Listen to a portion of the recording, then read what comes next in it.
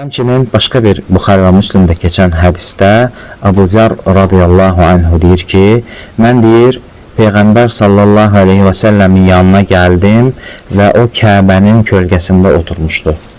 Fikir verin. Deyir ki, Peyğəmbər sallallahu aleyhi və səlləm Kəbənin kölgəsində oturmuşdu və ondan ona yaxınlaşdım və o məni gördükdə dedi, onlar ən çox xüsranda olanlar, yəni ən çox ziyan çəkənlərdir. Kəbənin Rəbbinə and olsun. Peyğəmbərimiz sallallahu əleyhi və səlləm Əbu Zəri görəndə deyir ki, Kəbənin Rəbbinə and olsun ki, onlar ən çox ziyan içində olanlardır.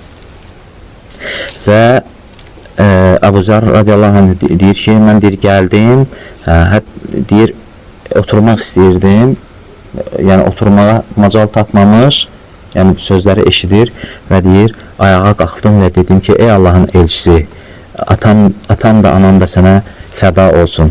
Onlar kimdilər? Yəni o ən çox ziyan içində olanlar, xüsranda olanlar kimdilər? Və Peyğəmbər sallallahu aleyhi və səlləm buyurur ki, humul əksərunə əmvalən illə mən qalə həkədə və həkədə və həkədə.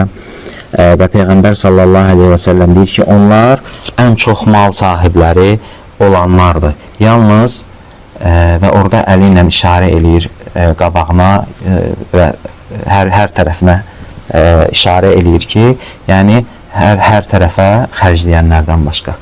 Yəni Allah Taala'nın vacib və nafilə elədiyi yollar ki, var ki, hara ki xərcləməlisən.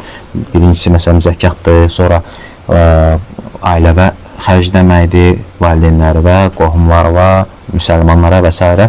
O kəslər ki, deyir, insanlar ki, ən çox malı olanlar, əgər onlar bütün bu yerlərə, sağa, sola, hər yerə deyir, xərcləməzlərsə Allah yolunda, onda onlar nə olar?